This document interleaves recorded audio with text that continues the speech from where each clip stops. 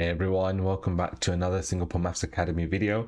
Today we're going to look at coordinates and figure out how to solve questions similar to the one you can see in front of me. Now, in this question, you're given one or two coordinates in most cases, and you're asked to work out another coordinate. How do we go about solving such questions? Well, let's have a think. We need to be really confident about what the coordinates give us, right? So here, for example, it says in the question, here is a straight line graph. The points A, B, and C are equally placed. That's a really important part of this question, right? This word equally placed, right? This phrase is going to play a big part.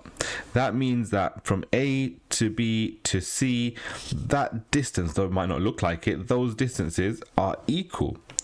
So what does that mean for us? That must mean that if A is 0, 8, that must mean that that's 0, and this point on the y-axis is 8.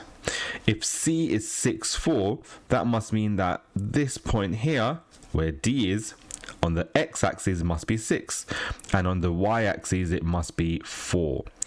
If they're equally placed, that must mean that this point B is going to be exactly halfway between 8 and 4.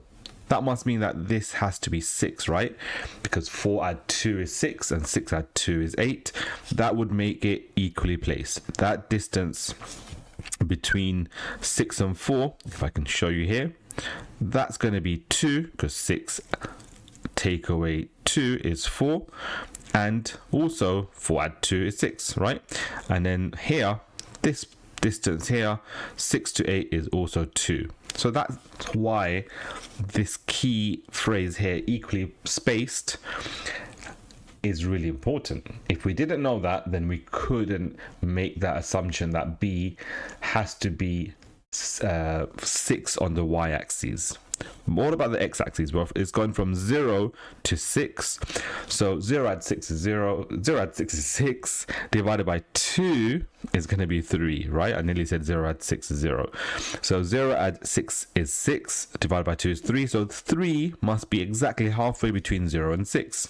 There's a difference of 3 here. And there's a difference of 3 here. Yep, is exactly halfway between. So now we can easily work out what point B is, right, in terms of its coordinates. Point B, we start with the x-axis, is 6 and 3, or is it 3 and 6?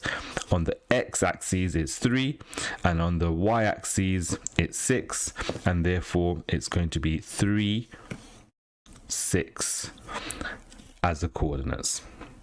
Then it says point D is directly below point C. So if I get rid of all of this, because it gets a bit confusing otherwise, if I get rid of all of that, that might help us. Now we know if it's directly below point C, then it's going to share the same x coordinate, right?